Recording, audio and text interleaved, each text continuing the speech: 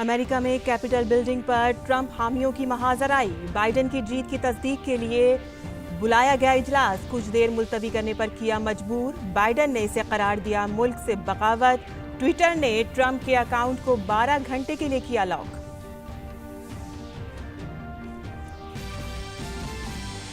अमेरिकी सीनेट में डेमोक्रेटिक को सबकत। पार्टी उम्मीदवारों के तौर पर जॉन ओसाफ और राफेल वॉर्निक जॉर्जिया इंतखाबात जीतने के करीब।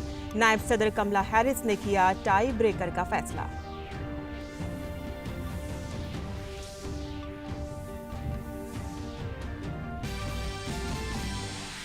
वज़ीर-ए-आज़म नरेंद्र मोदी आज करेंगे वेस्टर्न डेडिकेटेड फ्रेट कॉरिडोर के 306 किलोमीटर तवील न्यू रेवाड़ी न्यू मदार सेक्शन का इफ्तिताह।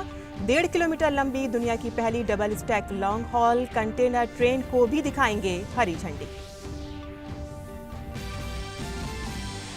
कोविड-19 टीकाकारी का कल पूरे मुल्क में होगा एक और ड्राई रन। वज़ीर सेहत हर्षवर्धन आज तमाम रियासतों के साथ करेंगे मीटिंग। गुज़िश्ता 10 दिन में 10 लाख की आबादी पर सिर्फ एक मौत। सेहतमंदी की शरह 96.36%। मुल्क की 5 रियासतें बर्ड फ्लू की जद में। वजारत सेहत ने बनाई 2 मल्टी डिसिप्लिनरी टीम। एक आला सतही टीम केरल के लिए तैनात। वजारत माहौलियात ने बर्ड फ्लू की रोकथाम के लिए जारी की हिदायतें।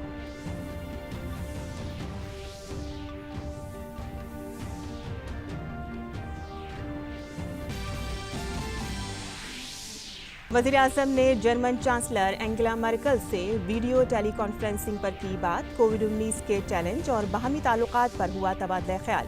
इलाकाई और आलमी मामलों के साथ भारत यूरोपीय यूनियन ताल्लुकात पर भी हुआ गौर।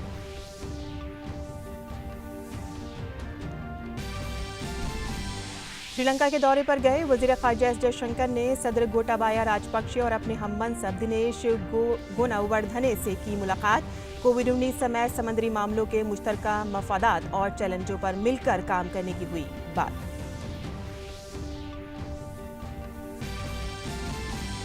भारत और ऑस्ट्रेलिया के दरमियान सिडनी में जारी तीसरे टेस्ट मैच में बारिश ने डाला खलल। ऑस्ट्रेलिया कर रहा है पहले बल्लेबाजी।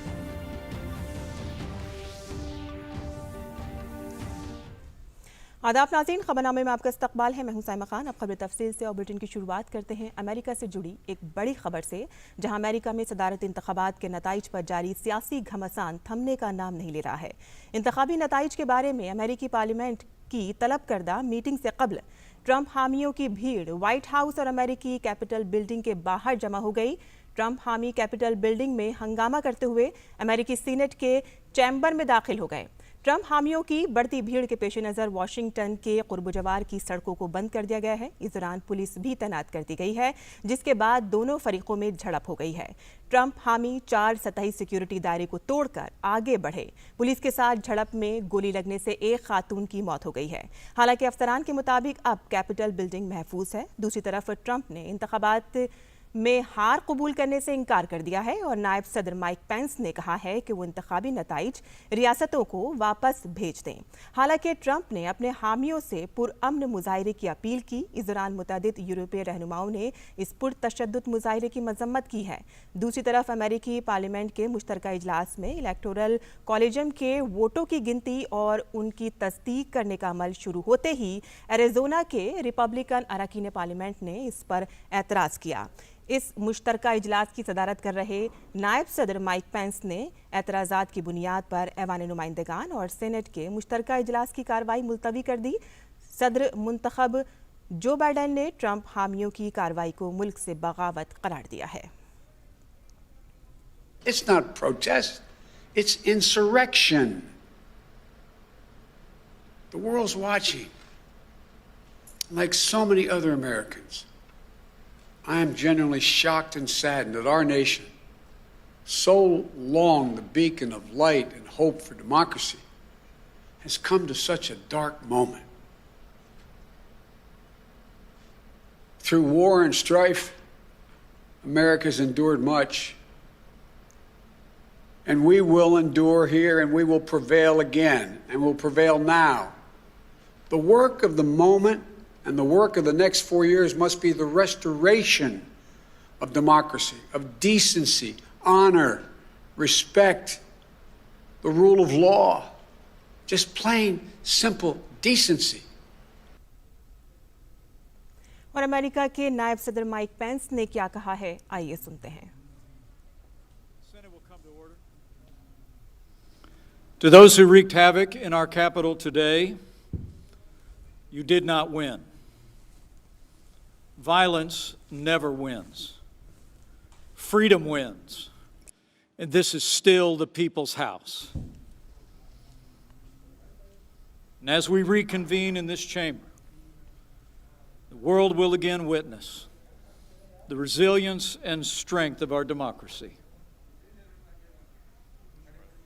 और इस दौरान social micro blogging site Twitter ने अमेरिकी सदर डोनाल्ड ट्रंप के अकाउंट को 2 वीडियो और ट्वीट पोस्ट करने के बाद ब्लॉक कर दिया है। ट्विटर ने ट्रंप के अकाउंट को 12 घंटों के लिए लॉक करते हुए कहा है कि इन ट्वीट्स को नहीं हटाया गया तो अकाउंट्स को लॉक ही रखा जाएगा। जॉर्जिया इंतखाबात के नताइज के बाद रिपब्लिकन हामियों के तशद्दुद पर उतर आने के बाद ट्रंप ने ट्वीट करके वीडियो पोस्ट किया था। ट्विटर के बाद सोशल मीडिया साइट फेसबुक और यूट्यूब ने भी ट्रंप की उस वीडियो को हटा दिया है जिसमें वो अपने हामियों से खिताब कर रहे थे। यूट्यूब ने भी ट्रंप के खिताब का वीडियो हटा दिया है। फेसबुक पर ट्रंप अगले 24 घंटे कुछ भी पोस्ट नहीं कर पाएंगे।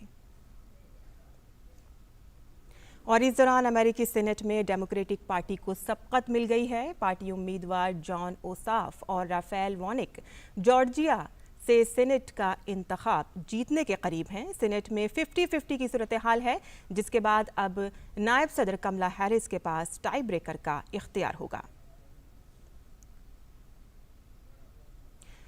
और अमेरिका की ताज़ा सूरत हाल पर बात करते हैं अपने नुमाइंदे अभिषेक झा से, जो इस वक्त फोन लाइन पर हमारे साथ मौजूद हैं। अभिषेक, डोनाल्ड ट्रंप पहले ही कह चुके थे अगर इंतखाबात में उनकी हार होती है तो तशद्दुद होगा। इस वक्त वहाँ की क्या सूरत हाल है?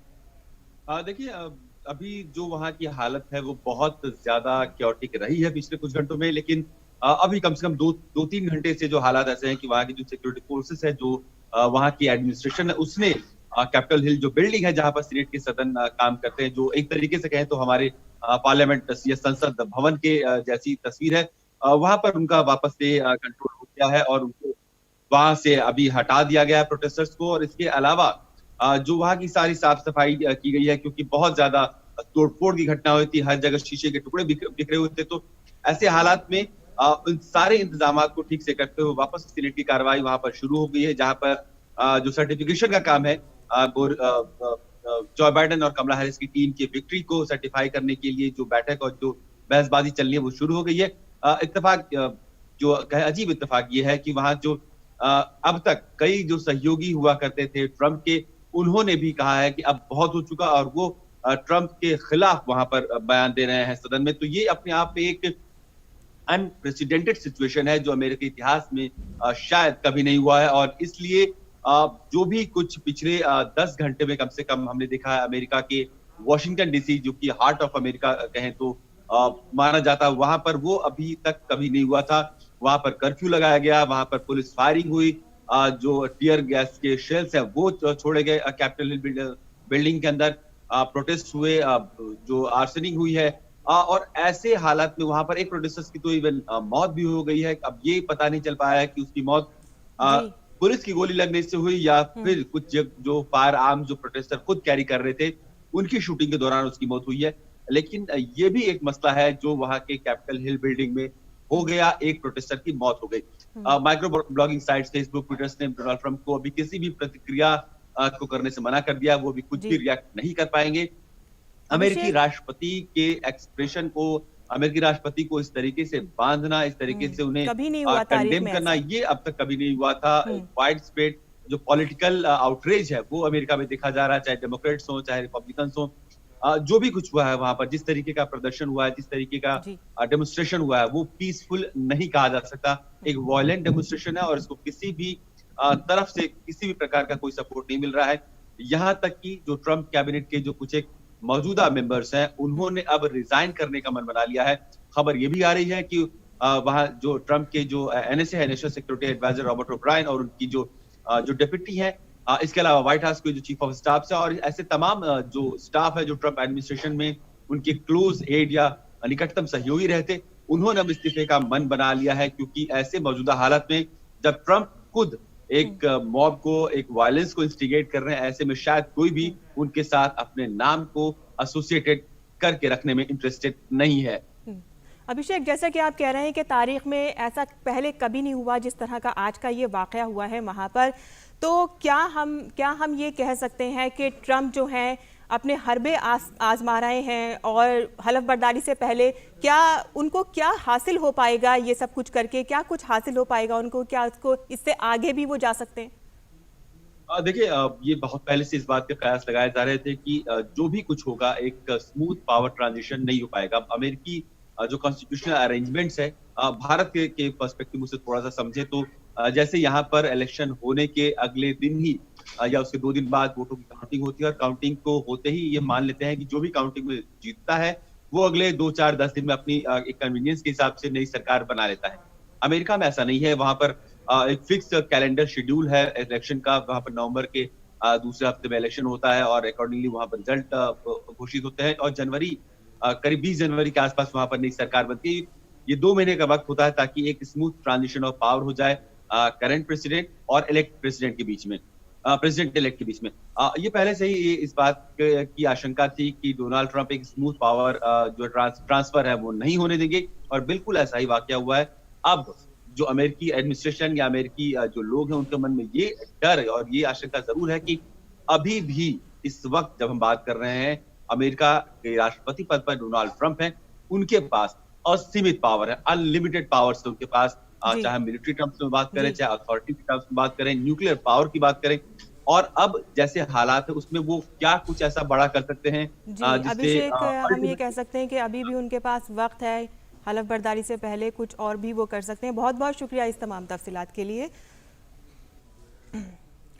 मजीद खबरों की जानिब रुख कर लेते हैं, जहां वज़ीर आज़म नरेंद्र मोदी आज वेस्टर्न डेडिकेटेड फ्रेट कॉरिडोर के 306 किलोमीटर तवील न्यू रेवाड़ी न्यू मदार सेक्शन को कौम के नाम वफ़ करेंगे। इस सेक्शन के तहत राजस्थान में 227 किलोमीटर और हरियाणा में 79 किलोमीटर डेडिकेटेड फ्रेट कॉरिडोर की तामीर की गई है, जिसमें स्टेशनों की तादाद 9 है। इस सेक्शन की सबसे बड़ी खुसूसियत यह है कि इस पर डबल स्टैक कंटेनर वाली मालगाड़ियां दौड़ेंगी, जिसे मेक इन इंडिया के तहत बने 12,000 हॉर्स पावर के ताकतवर इंजन खींचेंगे। इस दौरान वज़ीर आज़म न्यू इटली से न्यू किशनगढ़ के लिए इलेक्ट्रॉनिक ट्रैक्शन से चलने वाली 1.5 किलोमीटर तवील दुनिया की पहली double stack long haul container train को भी हरी झंडी दिखाकर रवाना करेंगे। इस मौके पर रेलवे के वज़ीर पीयूष गोयल के साथ साथ राजस्थान और हरियाणा के गवर्नर व वज़राए आला भी मौजूद होंगे। इससे कबल वज़ीर आज़म ने हाल ही में 29 दिसंबर को ईस्टर्न डेडिकेटेड फ्रेट कॉरिडोर के 351 किलोमीटर तवील new Bhavpur new Khurja section का इफ्तिताह किया था। और वज़ीर आज़म नरेंद्र मोदी के वेस्टर्न डेडिकेटेड फ्रेट कॉरिडोर के 306 किलोमीटर तवील न्यू रेवाड़ी न्यू मदार सेक्शन को कौम के नाम वफ़ करने पर बात करते हैं अपने नुमाइंदे अभिषेक सिंह से। अभिषेक, मालगाड़ियों के लिए ये अलग से कॉरिडोर बनाया जा रहा है, कितना खास रहेगा और क्या फ़ायदे होने जा रहे हैं? बिल्कुल साइमा, देखिए जिस तरीके से माल यातायात को कैसे सुगम बनाया जाए, माल जो गाड़ियां हैं उनके लिए किस तरीके से उनको गति दी जाए, उसको लेकर के ये डेडिकेटेड फ्रेट कॉरिडोर की परिकल्पना की गई थी। और पहले चरण में जो है ईस्टर्न डेडिकेटेड फ्रेट कॉरिडोर और वेस्टर्न डेडिकेटेड फ्रेट कॉरिडोर, इन दोनों का जो है काम शुरू किया गया। ईस्टर्न जो डेडिकेटेड फ्रेट कॉरिडोर है वो आपने देखा कि 29 दिसंबर को प्रधानमंत्री ने उसके एक सेक्शन का उद्घाटन किया, जिस पर कि मालगाड़ियां जहां पहले 25 से 30 किलोमीटर की रफ्तार पर दौड़ती थी, अब वो अधिकतम 100 किलोमीटर की रफ्तार से दौड़ रही है। आज जो है प्रधानमंत्री दिन के 11 बजे जो है यहाँ पर वेस्टर्न डेडिकेटेड फ्रेट कॉरिडोर के मदार से रेवाड़ी के बीच 306 किलोमीटर लंबी जो है सेक्शन का उद्घाटन करेंगे, जो कि राजस्थान से लेकर के आपके हरियाणा तक के बीच में है। और इसका जो फ़ायदा है वो आने वाले समय में काफ़ी देखने को मिलेगा, क्योंकि ये जो पूरा क्षेत्र है, हरियाणा की बात करें तो ये जो पूरा क्षेत्र है ये कृषि बहुल क्षेत्र है, और यहाँ पे बड़ी मात्रा में जो है अनाज यहाँ पे की उपज होती है। ऐसे में उस अनाज को देश के अन्य कोनों तक कैसे भेजा जाए, अन्य भागों में कैसे पहुंचाया जाए, ये इसका एक बहुत बड़ा फायदा इसको लेके होगा। साथ ही साथ जो यहाँ पर इंडस्ट्रीज़ हैं, चाहे अगर हम किशनगढ़ की बात कर ले, राजस्थान के किशनगढ़ की, जहाँ पे ग्रेनाइट की इंडस्ट्री है, मार्बल की इंडस्ट्री, मार्बल का खनन होता है, तो वहाँ से जो है देश के अन्य भागों में डेडिकेटेड फ्रेट कॉरिडोर के जरिए जो है वो गति के साथ जो है सामानों को एक जगह से दूसरे जगह भेजा जा सकता है। मुंबई के जवाहरलाल नेहरू पोर्ट ट्रस्ट से लेकर के उत्तर प्रदेश के दादरी तक ये पूरा वेस्टर्न डेडिकेटेड फ्रेट कॉरिडोर है, जो कि 1504 किलोमीटर लंबा है, और इसमें से ये खंड का काम पूरा हो चुका है। और जून 2022 तक जो है इन दोनों सेक्शन को, इन दोनों जो आपके ईस्टर्न की बात करें या फिर वेस्टर्न की बात करें, इसको टारगेट रखा गया है इसको पूरा करने का, ताकि इसके 3360 किलोमीटर का ये दोनों जो कॉरिडोर है उस पर डेडिकेटेड फ्रेट कॉरिडोर के ऊपर जो है ये डेडिकेटेड मालगाड़ियाँ जो है चलेंगी। इस रूट की जिस सेक्शन पे इस वक्त हम मौजूद हैं, इसकी एक और बड़ी खासियत आपको हम बताना चाहेंगे कि इस पर जो मालगाड़ियाँ दौड़ेंगी वो डबल स्टैक कंटेनर वाली होंगी, इलेक्ट्रिक ट्रैक्शन से चलने वाली, जो विश्व में पहली ऐसी मालगाड़ी होगी जो इलेक्ट्रिक ट्रैक्शन पे चलेगी। और मैं आपको दिखाना चाहूँगा, मेरे पीछे आप देख सकते हैं जो ये इंजन है ये रायबरेली के फैक्ट्री में बनाया गया है और स्पेशली डिज़ाइन किया गया है।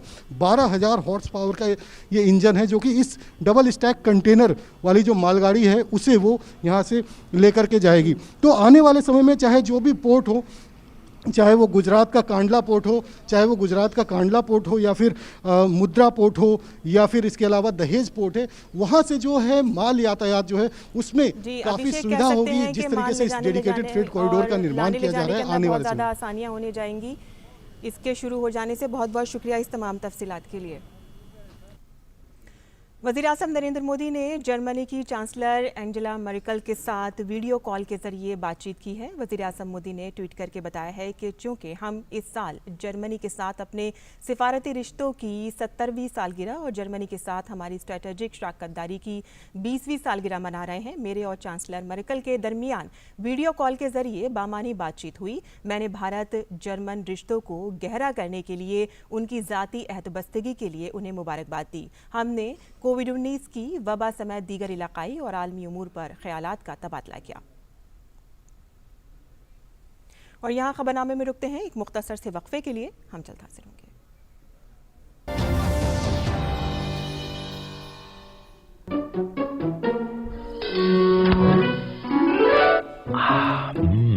आइसक्रीम खाएगी? आइसक्रीम? ये है डबल आनंद। पहला आनंद पॉलिसी टर्म के अंत पर मैच्योरिटी क्लेम का पूरा भुगतान, और दूसरा आपके अपनों के लिए लाइफ कवर की पूरी रकम बिना किसी प्रीमियम के। LIC न्यू जीवन आनंद, आनंद ही आनंद। पक्की होगी बुनियादें तो हंसे हिंदुस्तान होगा। पहले करो शुरुआत करो, करो तो पक्की बात करो। पहले करो शुरुआत करो, करो तो पक्की। वंडर सीमेंट, एक परफेक्ट शुरुआत। खबरनामे में आपका फिर से खैर मकदम है। मुल्क में कल यानी कि जुमे को एक बार फिर कोविड वैक्सीन का ड्राई रन होगा। 700 से ज्यादा अजला में कोविड-19 वैक्सीन की टीकाकारी से मुतालिक तैयारियों का एक बार फिर जायजा लिया जाएगा। इससे कबल आज इस मसले पर वजीर सेहत डॉक्टर हर्षवर्धन सभी रियासतों और मरकज के ज़ेर इंतजाम इलाकों के साथ मीटिंग करेंगे। टीकाकारी के अमल को आसान बनाने के लिए सेहत की मरकजी वजारत के जरिए वैक्सीन स्टॉक की रियल टाइम जानकारी, उनके ज़ख़ीरे के दर्ज हरारत और कोविड-19 वैक्सीन के लिए मुस्तफ़िदीन की ज़ाती ट्रैकिंग के लिए एक सॉफ्टवेयर कोविन तैयार किया गया है। ये सॉफ्टवेयर टीकाकारी सेंटर के इनकाद में सभी सतहों पर प्रोग्राम मैनेजरों की मदद करेगा। मरकजी वज़ीर सेहत डॉक्टर हर्षवर्धन ने वर्चुअल प्लेटफॉर्म से longitudinal ageing study of India LASI पर इंडिया रिपोर्ट वेव 1 जारी की। LASI भारत में उम्रदराज हो रही आबादी की सेहत, इक़्तिसादी और समाजी डिटर्मिनेंट्स और नताइज की साइंसी जांच का वसी कौमी सर्वे है। Longitudinal ageing study of India की अहमियत का जिक्र करते हुए वज़ीर सेहत ने कहा कि LASI रिपोर्ट का इस्तेमाल बुजुर्गों के लिए कौमी प्रोग्राम को मजबूत और वसी बनाने में किया जाएगा और इससे बुजुर्गों की आबादी के लिए इंसदादी और सेहत प्रोग्राम चलाने में मदद मिलेगी। मुल्क में कोरोना इन्फेक्शन के खिलाफ जंग में एक बड़ी कामयाबी हासिल हुई है। गुज़िश्ता एक हफ्ते के दौरान भारत में फी 10 लाख आबादी पर मुतासरीन की तादाद सबसे कम रही है। मुल्क में गुज़िश्ता 7 दिनों में फी 10 लाख की आबादी पर 96 नए मामला दर्ज किए गए हैं। ब्राज़ील, रूस, फ्रांस, इटली, अमेरिका और बरतानिया में ऐसे मामलों की तादाद बहुत ज़्यादा है। कोरोना की वबा से अमवात में भी मुसलसल कमी आ रही है। गुज़िश्ता 7 दिनों में फी 10 लाख की आबादी पर सिर्फ एक मौत दर्ज की गई है।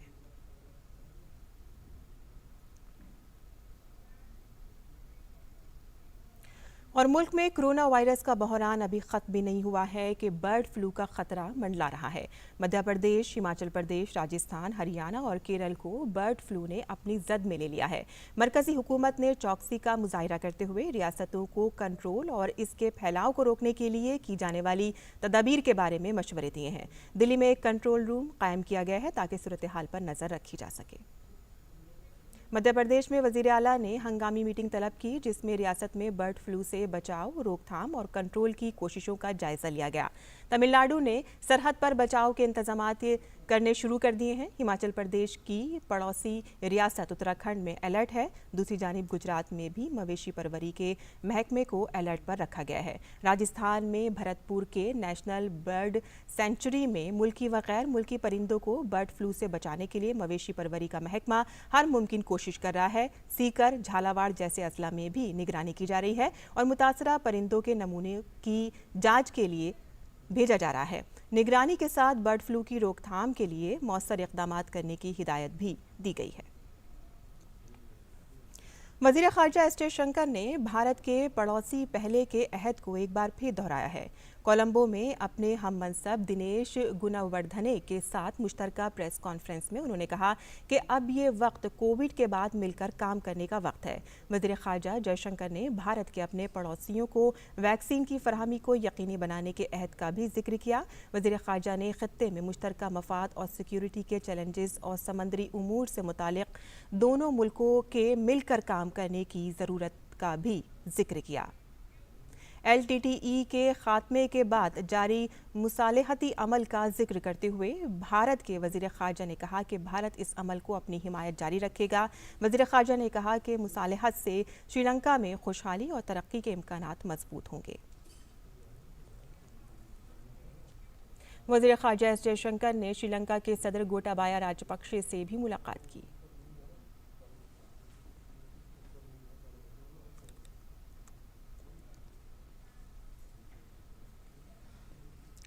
और अब पेश है दिल्ली से शाये उर्दू अखबारात का मुख्तसर जायजा।